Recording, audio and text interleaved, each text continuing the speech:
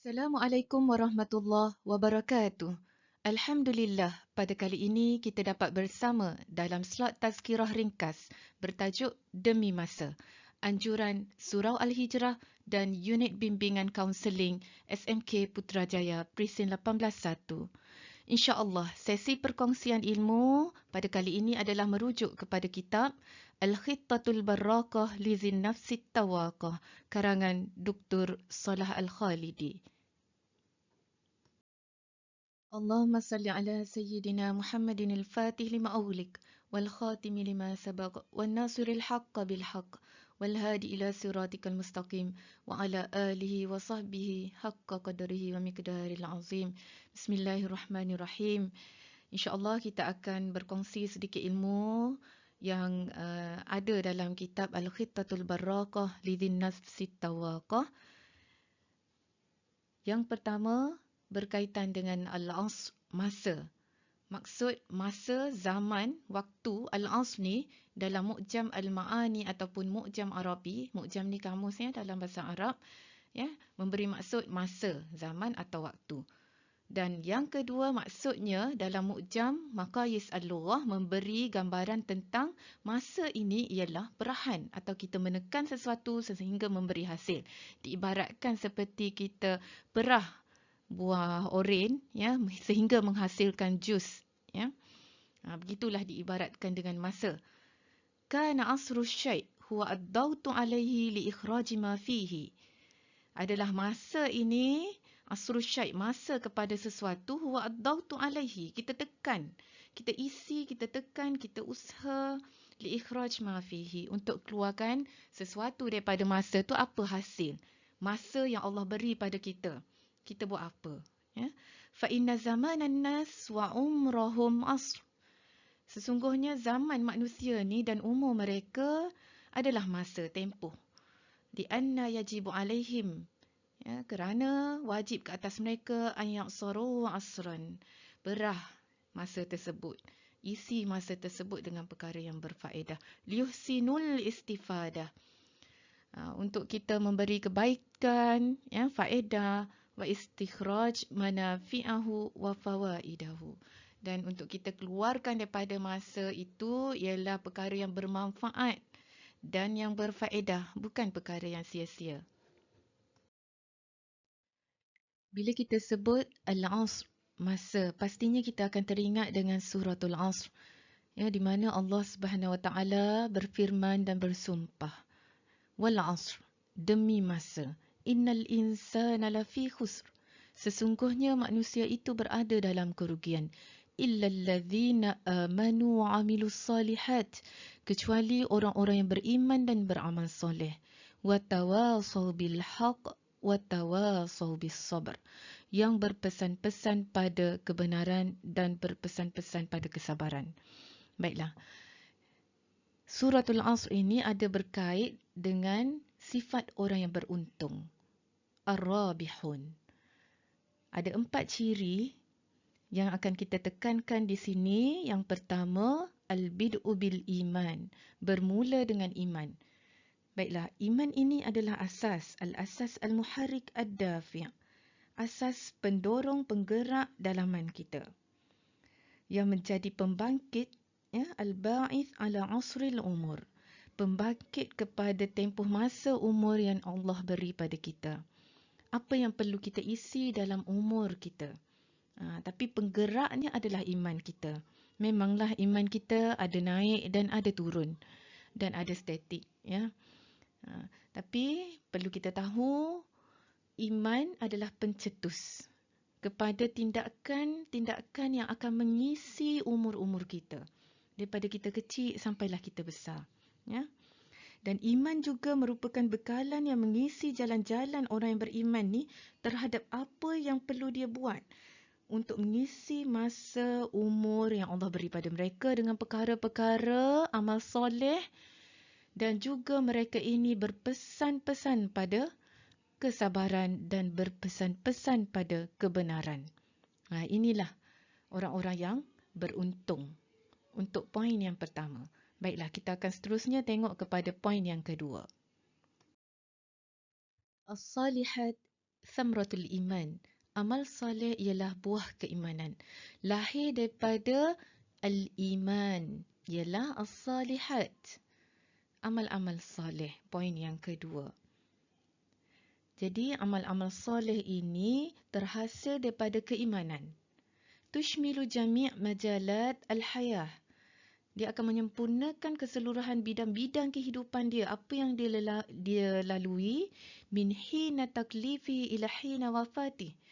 Daripada sejak kita tahu erti tanggungjawab. Bila kita dah mumayyiz. Ya, sehinggalah hina wafati. Sehinggalah waktu wafat. Ya. Hazihi salihat hiya nataju asril mu'min li'umrihi. Salihat ni, amal-amal soleh ini adalah hasil daripada masa orang-orang beriman li'umrihi, untuk umurnya. Bukan sekadar untuk diri dia sahaja, tapi yufidul akharin wa yarbahu umrahu. Memberi faedah juga pada orang lain dan memberi keuntungan pada umurnya. Itu maksudnya as-salihat. Ya. Aslih nafsak wad'u ghairak. Ubahlah diri kita sendiri di samping kita menyeru kepada orang lain. Takut ya, apa yang kita pesan pada orang buat baik ya, tapi diri kita sendiri macam mana? Na'udzubillahi min zalik. Jadi mudah-mudahan kita semua tergolong di kalangan orang-orang yang beramal soleh, yang berpesan untuk diri kita sendiri dan juga berpesan untuk orang lain sekali. Di samping kita pesan dan islah, ubah diri kita, kita menyeru juga kepada orang lain berbuat kebaikan, insya-Allah. Poin yang ketiga ialah ciri-ciri orang yang beruntung, at-tawasi bil haq, berpesan-pesan dengan kebenaran. Wat-tawasi bil haq la yakunu illa ba'da al-ilmi bil haq. Dan berpesan-pesan kepada kebenaran ni tidak akan berlaku kecuali ba'da al-ilm bil haq, kecuali dengan ilmu kebenaran. Wa ma'rifati annahu haq, dan pengetahuan bahawa perkara tersebut adalah benar. Walizalik, dan oleh itu hum ya'lamuna hadzal haq wa yastawibunahu. Mereka ni tahu tentang suatu ilmu dan ilmu yang benar sahaja dan menguasai ilmu tersebut. Qabla an yatawasaw bih, sebelum mereka menyampaikan kepada orang lain ya, tentang ilmu tersebut. Kalau kita tak tahu, macam mana kita nak sampaikan pada orang ya? Jadi kita perlu menguasai ilmu tersebut terlebih dahulu. Macam-macam cabang ilmu ya. Dan di samping kita berilmu, kita beramal dan kita menyampaikan pada orang lain. At-tawasi bil haq, mestilah dengan ilmu yang benar, bukan ilmu yang sesat.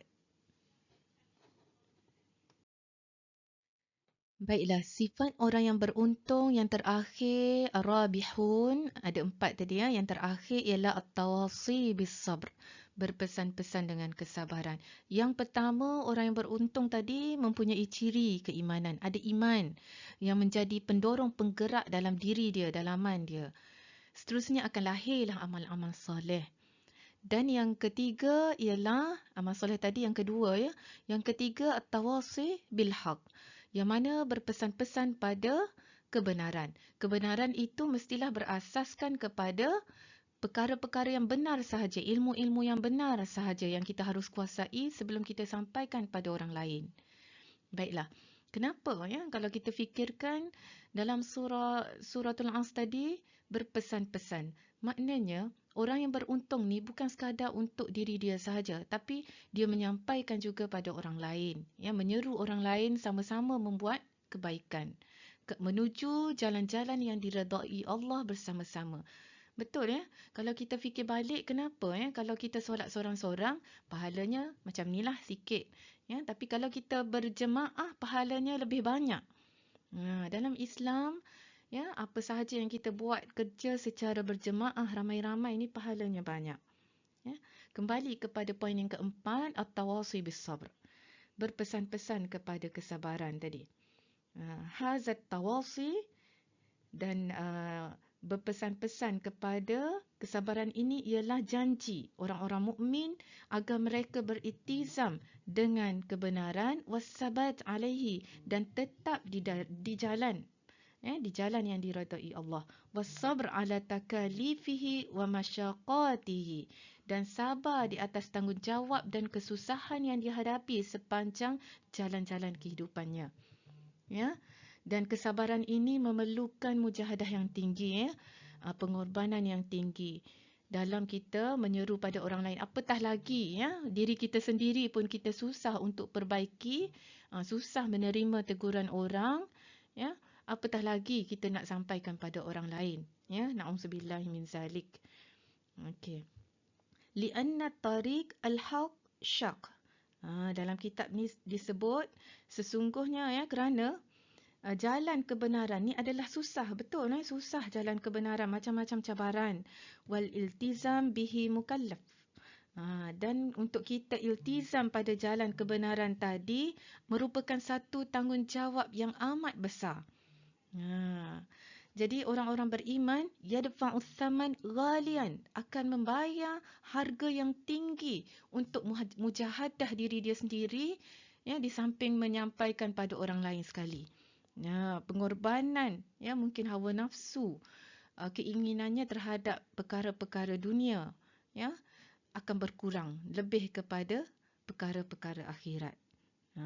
Dia akan membayar dengan, bukan membayar duit kat sini, dia bayar dengan pengorbanan, jiwa raga dia ke arah perkara-perkara kebaikan, diiringi dengan kesabaran tadi.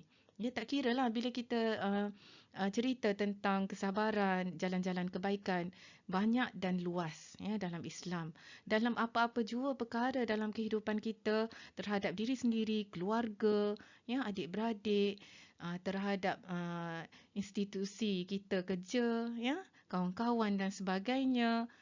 Jadi banyak aspek yang kita boleh pelajari daripada suratul Asr demi masa tadi. Bukan sekadar masa, tapi Allah bagi tahu orang-orang yang beruntung ini adalah yang beramal soleh, kan, dan berpesan-pesan pada kebenaran dan kesabaran. Baiklah, sampai di sini sahaja sedikit tazkirah dan perkongsian ilmu berkaitan dengan sedikit isi, dalam kitab Al-Khittatul Barakah Lidhin Nafsit Tawaqah. Mudah-mudahan segala yang baik itu dapat diambil iktibar dan dijadikan panduan, dan segala kekurangan kita jauhkan, dan kekurangan itu dari diri saya sendiri. Wabillahi taufik wal hidayah. Wassalamualaikum warahmatullahi wabarakatuh.